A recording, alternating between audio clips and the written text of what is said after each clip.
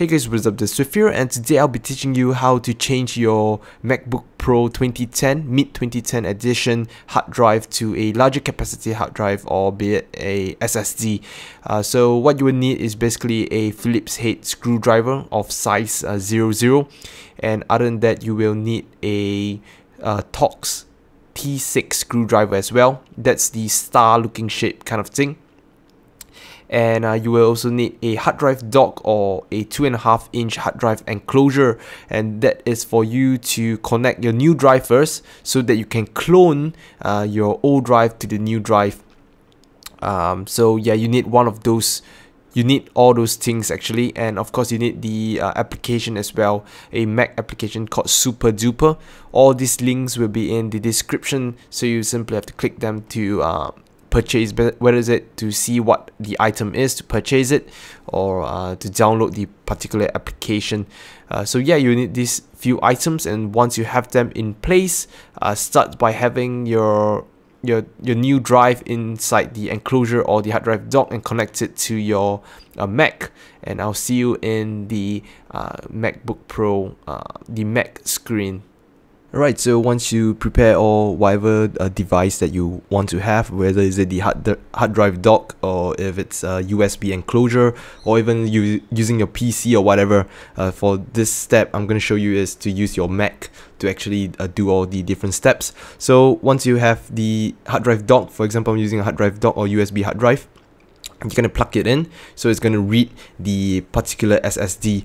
Now what you might see is that it says you'll have a pop-up saying that the drive is not cannot be recognized or something like that. Then you just press initialize, and then you go into utilities, and under disk utility you're gonna see your SSD over here, right over here. So what we're gonna do right now is basically to erase it, and then make it basically format it to the Mac OS standard. You do not have to change anything, just leave everything as per default, and then just press erase.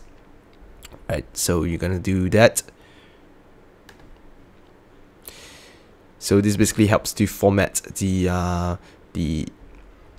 whole SSD to be compatible with the Mac OS itself. And then, well, in the meantime, while it formats it, what you want to do is to download this particular program called Super Duper. I will leave the link to that in the description. And of course, if you missed out any of these steps, you can read the full written tutorial. Link to that will be in the description as well. So you want to click download and then install it as per usual. So we're gonna see this. Okay, so once your SSD is done, that is basically done, you want to launch the Super Duper software, as you can see here at the middle of the screen, and you're gonna select your Mac hard drive over here. You're gonna copy the Mac hard drive, and then you're gonna copy into the SSD itself. So all these things, then you just have to put it as standard. Doing copy, and then this is basically telling you to you know, like what kind of backup is it. So yeah, it is pretty simple. That's all you have to do, and then you're gonna press OK.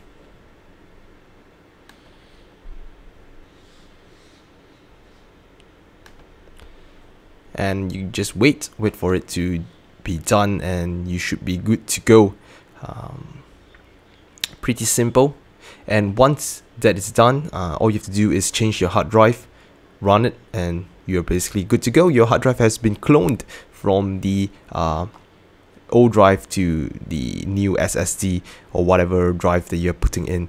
Alright, so once you are done with the cloning of your hard drive onto the SSD, what you're gonna do now is of course to take out the hard drive and change it with the SSD. So what you're gonna do is to take off all the different screws, which I have already done except for 2.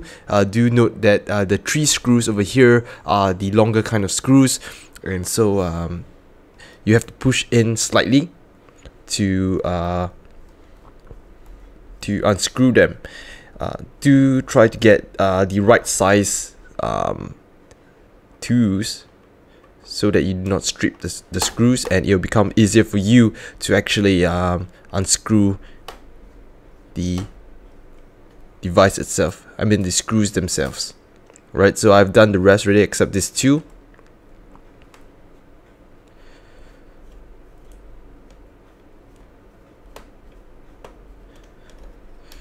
See, okay, so you can lift it up from the back. The back has this little gap over here which you can actually use to help yourself, and it lifts up really easily.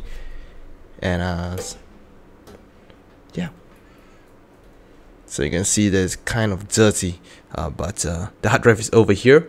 So let's see if we can focus it. Alright, the hard drive is here. What we're going to do is to take off the screws.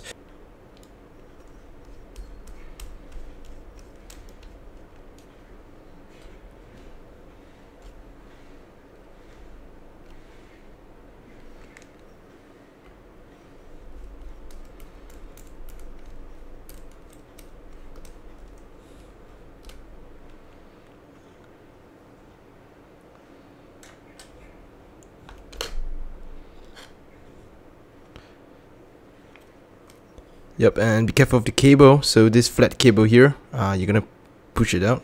I believe you can do. Okay, so you have to actually, yeah,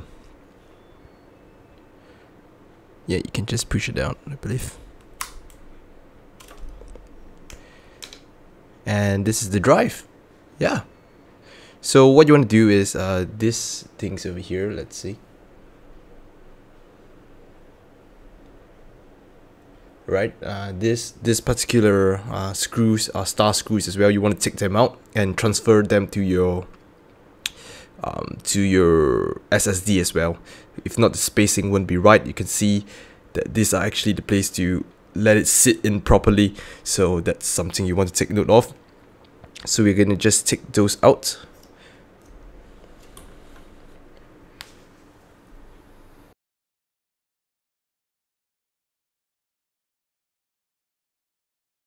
So nothing to complain about. So yep, all of it removed. So I'm going to take the SSD and just put it back in the reverse manner in a while.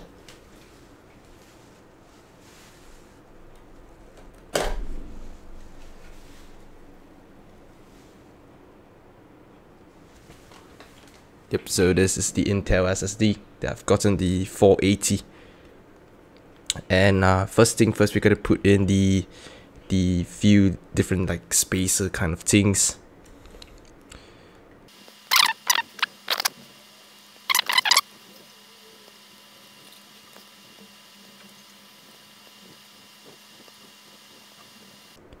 Okay, so 4 of them are done.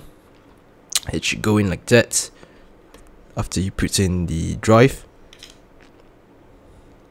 And I'm not too sure why exactly we need to put. I don't think we actually need to use those few screws that were on the hard drive itself. I believe it's actually just a plate. I took them out by accident.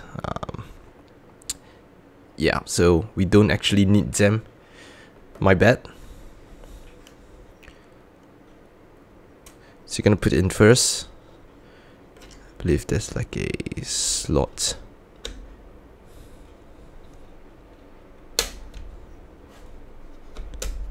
Yep, so you're gonna slide it in, right? Slide it in from like that in. And once it's in, you're just gonna put the 2 different brackets first. And you want to screw them. Right, that should be about it, really. You can see that it's secure. And you should boot up your MacBook and it should work. Otherwise, you have to retrace back the steps, change back the hard drive and see what's going on. So yeah, that's about it. I will be back with a short video showing that it's changed to the SSD, and we'll see how well it performs in a while. Alright, so you can see right now I did some of the tests over here. I'm unable to download apps of the Mac store because it's using my friend's account. I don't have his password or anything like that, and I don't have a Apple ID or any kind of sort. So I just did a simple read and write test, which basically using the terminal, I written a few records in and out temporarily and deleted them and see the speed.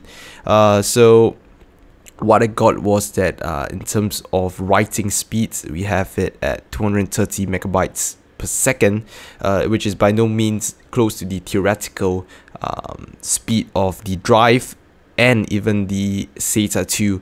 But I guess there'll be a lot of different things. I don't know why, but of course this is much faster as compared to a mechanical hard drive. If you don't believe me, you can test it out yourself.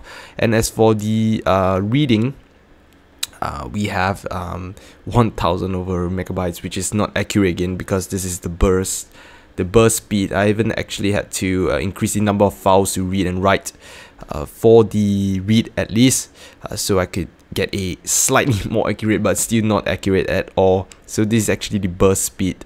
So of course, yeah, so you can see that the SSD installed is definitely helping a lot in terms of speed, and of course general responsiveness of the device is much better compared to pre-SSD.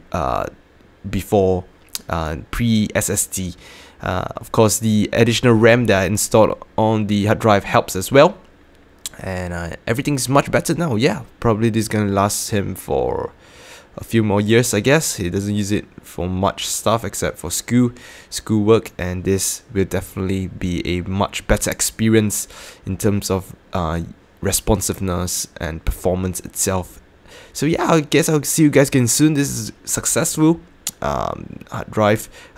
The time taken to clone the hard drive, etc., will be quite long, especially if you have a lot of data.